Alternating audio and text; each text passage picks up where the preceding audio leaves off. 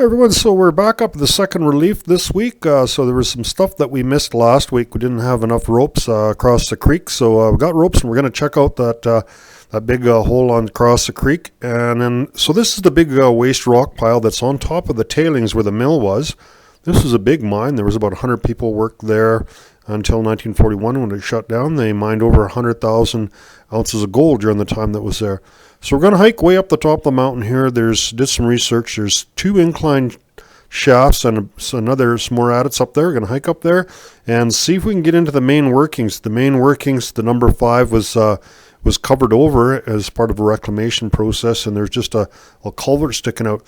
We may be able to get in there. The loggers say they're actually maybe going to open that up for us, so we'll see how that goes, but we're not going to do that this week. So, and at the end of the show, so we're going to go up there, do some hiking. We'll show you that. And then we've got a bunch more aerial stuff we're going to show you. Just, it's kind of cool with the drone flying around and seeing the whole valley and looking for these. This is just a great way to find these.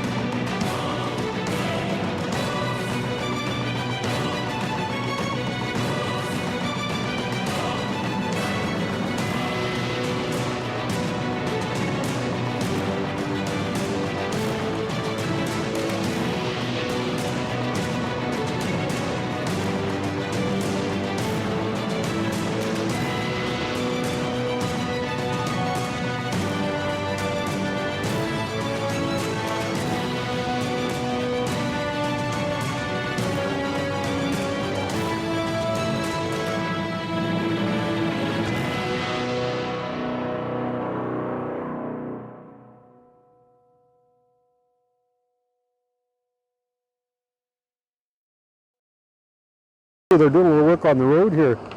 So there's a logging company that actually owns this land here. Actually, not a logging company, it's a mill that owns this, but it don't seem to mind us coming out here. So yeah, we got to go through the bush, and we found, we did a little bit of research here, we found that there's actually 2 incline shafts up here, so we're going to see if we can get up to them. Okay, so we're just getting our stuff together here, and we're going to go up to we're going to hike up here. There's 2 incline shafts up here, so we're going to see if we can find them. So the main portal is closed. There's a big culvert there that's closed the main portal, but these 2 shafts might still be open. There actually might be 3 up there, so it's about 500 meters straight through the bush to get up there. And she's a little cool here today. You see it's starting to snow and rain, but it's not bad. This time of year, that's what you expect. So we're just going to grab all our ropes and our stuff. And probably maybe we're not going to be able to pack enough rope up there to get all the way into the portal, but we'll take the camera and our ropes and a whole truckload of stuff, and we'll see. We'll get as much as we can. So yeah, it's kind of cool having this waterproof bag. Today it was actually raining and snowing quite a bit, so we're worried we're going to be able to fly our drone, but it seems to kind of slow down a little bit. So maybe we'll be able to get lucky and do a little recce up there and see where we're going. So we're right at the top of this this hill here. It's a fair hike up here, and this is kind of the reason why we don't like to do too much this winter time. I mean, you're just soaking wet, and it's raining and the snow and everything, but it's all fun, right? In the summertime, it'd just be a beautiful hike up here. Now you're soaking wet and cold, and but anyhow, so there's 2 shafts up here, and there's a railway right here, as you can see, right along here. This is all where the waste rock went down there, and so this incline shaft should be up there. And There's actually two, at least two, maybe three, but I can see up in there, there looks like another one up there. So hopefully we'll be lucky and we can grab our ropes and stuff and head down into one of these incline shafts and get into the main part of this mine. It's a huge mine. There's about, there's 100,000 ounces of gold mined here. About 100 men working here, and it was shut down in 1941. So we'll see if we can get in some of these levels. 11 levels, so she's a big mine. Tell this is actually not an incline shaft, it is an adit. So which there was some adits in here I saw on the map, and an incline shaft. So we're trying out this new toy here, and hopefully it's going to improve our sound. Well, it's not a toy, but we've got a wireless microphone. So there's just a bunch of pack rat nests here. Don't see any rats around here. Obviously they're in the area. All right. Well, there we go.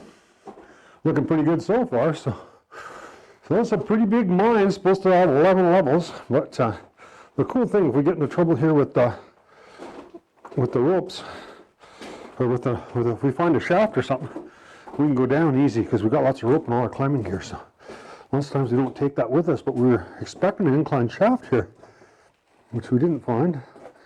That's okay. No, there's an ore chute, so we got higher levels. Well, looking pretty good already.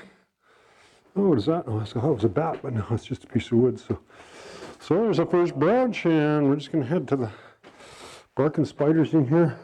Head to the right. Yeah, so this is a huge mine. It last shut down in 1941. But they've been doing a company in here called Hawkeye Resources doing a bunch more work in here. So this didn't go very far. Almost like a little exploratory drift. And we'll head this way. So there's an ore chute here. But really what we're kind of hoping is be able to get down to the main level, which is about 500 feet lower. Oh, look at that keg. Oh man, isn't that awesome, eh? Isn't that a beautiful little keg? Huh. Man, I wonder if I could take that. Might not be that heavy. That's awesome. I've never seen a keg like that. Look how fragile it is. Really fragile, I think. Unfortunately. I don't think you can take that without wrecking it. Unfortunately. Man, is that a very nice keg? Yeah, the wood's very fragile. So she's going to have to stay right there, but you can enjoy a picture of it. Yeah, looks pretty neat. All right, so we got a ore chute, sort of. Yeah, goes up, no way getting up there, so there's got to be a manway around here somewhere. Man, that sure is a neat keg. I've never seen nothing like that before. Huh. No, I've got some vent tubing in here. Huh. There's an old explosive box. It's actually a lot nicer in here than it is outside. It's warm, dry. It'd be that time of year where it's getting cold and wet outside. There. See some different type of rock here. Yeah, really rich gold mine here. There was a little bit of silver, but about 10 times more gold than there was silver in this mine. They said it was the third richest skarn mine, gold deposit in BC, I think, or is it Canada? I'm not sure what it said. Oh, yeah, there's a little stoped area in here that worked out a little. Okay.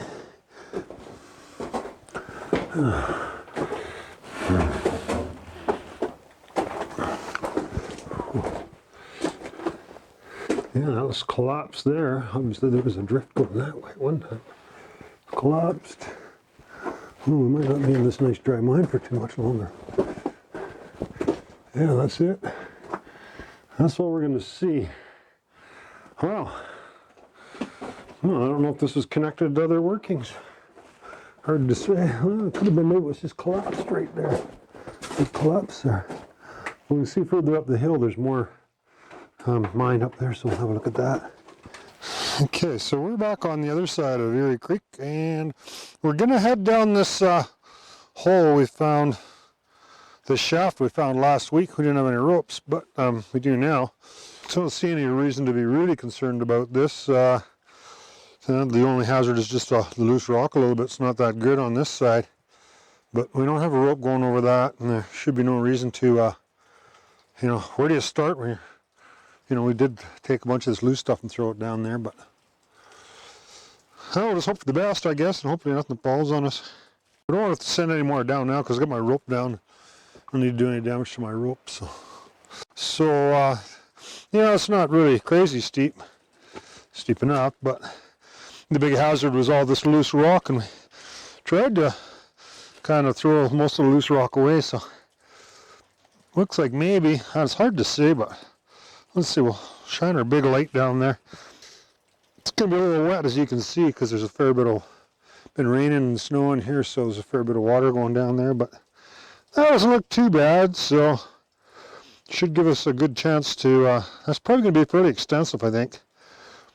Should get us into this mine here pretty good, fair size, and yeah, we'll see how it goes. Yeah, we're going to head down this shaft here. Didn't have real good luck on the other side. We only found the one at it was, well, there was a couple at it. Actually, there was one that was pretty interesting. Looked like it might have some gold left in it. Went in about 100 feet, and there was a big black, I didn't film it, but there was a big black strip of pay left. I don't know how rich it'd be. Probably not that rich, but well, of course, back then, you know, gold was only worth $20 an ounce. So, you know, a good streak of gold now might be 10 grams to the ton. So we might be up here next week again. I was talking to the hole operator, and he was adamant that, you know, the weekend he'd come up and maybe dig that. The number 5 shaft was the main shaft out, and let me in there. He said if we could share some of the treasures. I said, oh yeah, we'll do that. So I don't know, we'll see how that goes. Might happen. Wouldn't hurt nothing. I mean, if we just dug it out real quick and filled it back in. I don't know if I get a chance to film it, but they did a reclamation on it.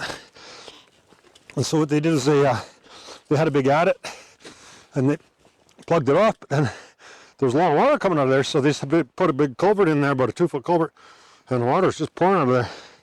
And the reason they did that, if they hadn't have, it would just made a dam, and it would just sort of blown it out anyhow. So these straps are really strong. Amazing how strong they are. You think this little webbing is, I don't know, hold about 3,000 pounds or something. That they're really cool for, oh, use them on your hand ascender, all kinds of different things. So we'll stick our camera in our bag and we'll see what's at the bottom of this shaft. So the first time I went down there, I'd take the camera down because I was expecting there'd be another something to see there. It turned out there wasn't.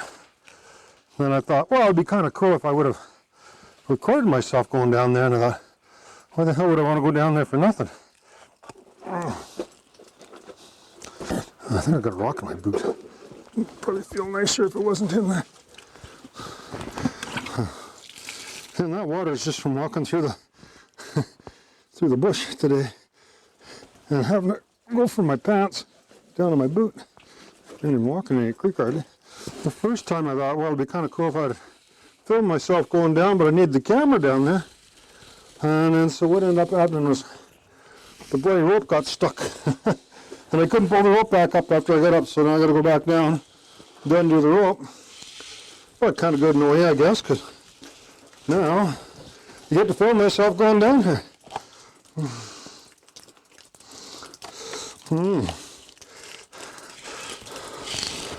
Now, the rope's not working as good as it did because it's all wet and full of fucking crap and dirt and everything, so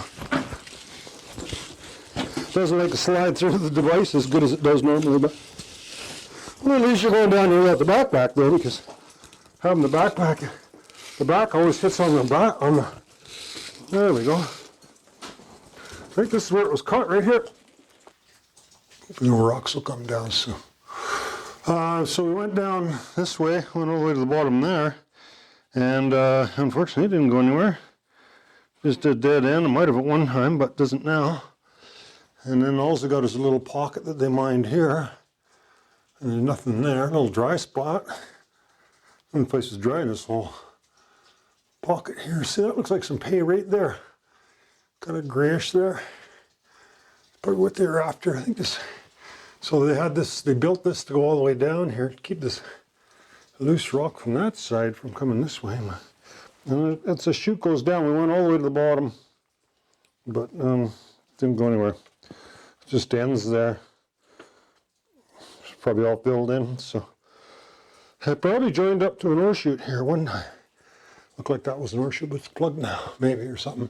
Or it could be just a wall to keep the rock off this side. And maybe this was the chute, but anyhow, so if that was an ore chute, it's plugged now. The only other option we got, we're thinking about it, is in that tunnel where that winze was. It went straight down, but I wouldn't mind going down. The problem is I don't know where we tie a rope to, because you're just inside the mine and it goes straight down, so there's not really anywhere place to tie a rope to. So I don't know. I'll pull her way up, back up. Get the light out of your face. I probably shouldn't go up here too far before seeing that rope is. That should be okay. Can't be that unlucky by having it tangle on there twice. What happened was there was a knot there, so I never undone the knot. At least I was a little smarter, I would have. I must get to the top. I'll pull it up.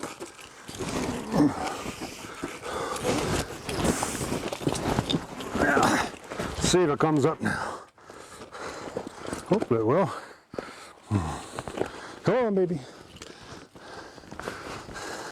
When you're going down a shaft, you got 4 or 5 lengths of rope. Certainly want to go to the top, and then hopefully it'll all pull out. There we go. I made it. Good. Okay. That wasn't bad. All right, the rest of the footage I have of you is just for this week is just drone footage that I have from there. A lot of people enjoy that. So we couldn't find any other mines to show you. That basically there was the one way up top there, that hike up there. There was where the keg was. There was that one. But there's also a whole bunch of little mines that you can't even see from the air that we went into. That we only went in for 50 or 100 feet, and there's probably way more yet. So when you're doing research for these mines, you see these usually you look for waste rock piles. So sometimes from Google Earth you can see waste rock pile, or you can see them from across the hill. But as you can see, looking at this stuff, lots of times it's got nothing to do with mining. If it's just a steep slope, rock caves off of cliffs and stuff, and it naturally breaks into smaller pieces below, and it looks like it. Maybe there's an adit there, but there isn't. So it's just really good with the drone. After I get this footage. And when you're flying the drone, you just see it on a pretty small screen. But when you get it home and download it in 4K, you put it on the big screen TV, and you just go through it really slow or on the computer. And lots of times you see stuff that you never saw before. And then you can go back there and use that research. It's a lot of work finding out. It's, the stuff is overgrown. You go through you take the name of any mine and you Google that plus min file, and then you can get a bunch of information, some drawings and maps sometimes. And then, you go up there and you do a lot of hiking and do the flying, and also from Google Earth, and hopefully some information for some locals know something. So sometimes it's a lot of work, and you don't always find everything. So, this is a prime example, this second relief area. You can go back up there. You could review this footage and see something I didn't see from the air, and go up there and find an adit that I couldn't find. We just weren't able to get into any of the big adits. And we know it's a huge mine, but there's no guarantee that, if you went up there and poked around, you might be able to find a way in, but I couldn't. So anyway, so I'll just give you guys all this footage. If it's one of you guys, if you're interested in going up there and looking at this area, sure, there's lots of interesting stuff to find. So this is all, it's all within probably a half a mile of the main tailings. So if you drive up that second relief road, you'll see a big tailings pile, and all the mines are within 500 meters, so about a half mile, I guess, as the crow flies, of the tailings and the big rock pile. But huge mine. There was 11 levels, and you can see that just a huge pile of waste rock at the very bottom. So very extensive, adits and tunnelings. 11 levels apparently that was in there, and it was a mine for over 40 years. So there's a lot to see there. We just haven't got into it. So we may be back. If there's a part 3 to this, it'll be really exciting because the whole operator said maybe dig out a Lanadit for me and I could just go in there and do a little documentation and they would just maybe fill it back up. So that would be probably the last possible opportunity that anyone has to see what's underground there, because most of it's all been reclaimed. So, but yeah, it's kind of pretty cool flying over with the drone, and if you look at this, you might see stuff that I've never seen. So as we're flying into there, you can see there's a kind of right in the very middle, there's a kind of a pond there. Well, that's where the creek was, and they dumped all the tailings into there. They had a big mill there. There's, I think, about 11 people that worked in this big stamp mill they had. And it was a gold mine. There was very little silver here, just about all gold here. And then for some reason, they dumped all the waste rock on top of the tailings. I don't know why they did that. It almost looks like there's a bit of a berm there to keep the stuff out of the creek. So they might have, they might have had a liner in there. I'm not really sure. It's kind of unusual to see waste rock on top of tailings. So, but you can see it's pretty steep country. I hiked straight up this incline here. So here again, this looks like, and you see from the air, you see some little black, you see a bunch of waste rock, or it looks like waste rock. You see a bunch of slide of rock like that, and then sometimes you see a something black there, and you think, oh, there's an adit, and then you get home and you look at it closer, and it's just a black stump. Now, this whole country burned over in 1919, so about 100 years ago, there was a big forest fire, and that's why the wood's not very good in here. So the other thing that's going to happen with this whole valley here, it's bought up by a timber company called Vaughan, and they're just going to log all this stuff off. They kind of specialize in smaller, poor quality type wood, with there's a lot of it there. And then they're going to sell all this. So, if there's something you guys are interested in buying some land, or I don't know if they're going to subdivide it or what they're going to do with it, but basically they're just developing all these roads in here to access all this stuff, and then this company will just sell this. So it'd be really cool. I mean, somebody could buy this whole great big huge mine. I don't know who's got the mineral rights to it anymore, but pretty neat area. Obviously, there's no power or any infrastructure or anything like that, and it's quite high in elevation. We're about 4,500 feet, and it's almost Halloween, and it was snowing there. We don't see any snow here, but in the morning when we were hiking up there was quite a bit of snow up in this area. So it's a pretty remote area and high up in elevation. But a beautiful area up there. So it's going to look quite a bit different after it gets all logged, I'm sure. But a fascinating history to see all this area. And I was really glad that we were able to get up there and get access to get into there and try to document this the best we can. Because, who knows, after this gets sold, the gates might go up and it'll be locked and nobody can ever get back in here and, record any of this history. And that's, the reason that we're really interested in doing this is try to, to document all these mines and these locations and stuff. So, in the future, people are interested in researching this kind of stuff and they want to know what the mines are like. And after everything's all completely gone and all the buildings and everything's blasted shut and completely gone, they can have a look at this archival footage and see what these mines look like inside there. So this creek was also another thing with this creek was there's a really bad acid drainage problem here. So acid drainage is just a natural part of mining, because when you go in and blast a whole bunch of rock and open it up, it's almost like rust, so the air and the water can get at the rock, and then it causes microbes to actually eat the rock, and releases a lot of the heavy metals, dissolves into water, and so you get a lot of pollution in the creeks and stuff. And most people, when you hear acid drainage, they assume that there's some chemicals that are used in mining, but that's not true at all. It's just a natural process. If you blast rock and open it up, then these microbes get in there and they start actually breaking the rock down, and it releases the heavy metals. So it's nothing to do with any chemicals used in mining, anything like that. It's just a byproduct of opening the rock up. So like acid, even when you're road building and stuff, and you're building tunnels through places and building roads and that kind of stuff, well, that also causes some acid leaching and stuff, but not as severe as in mines. With mines, you have far more faces, and the water's traveling through it. It's a little different, but anytime you disturb rock, that'll happen. So it's just a byproduct of mining. It basically it's just accelerating a natural process. So here I am. I'm just flying right over where my truck is there, and we're just looking at this bench above this. So, but all these heavy metals and stuff in small quantities are essential to life.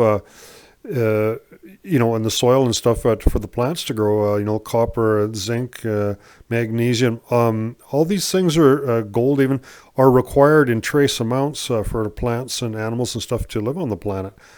So all these minerals are locked into the earth, and then they're released very slowly over time. And we've adapted to use these minerals in basically in life on Earth, in the animals and plants and everything like that. The problem with mining is it goes in there and it breaks all this stuff up, and it greatly accelerates the release of all these minerals and stuff. So that's what causes problems. It's just it's too rich, and it becomes toxic in higher amounts. All kinds of metals are like that.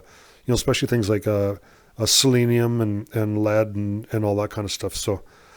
So that's just a little bit of the history about this area and about mining and stuff. And maybe been kind of a bit of a slow show, but what can you do? I mean, you spend days looking for stuff, and you don't find a lot of interesting mines underground. So just kind of trying to fill that in a little bit there. And I know some of you guys really enjoy the drone work, so we'll give you a little bit more of that. If there's a part 3 to this, it'll be really exciting, because that meant that we were able to get in. They opened up a portal and we were able to get in there. So that'd be really cool if there's a part 3. But we'll see.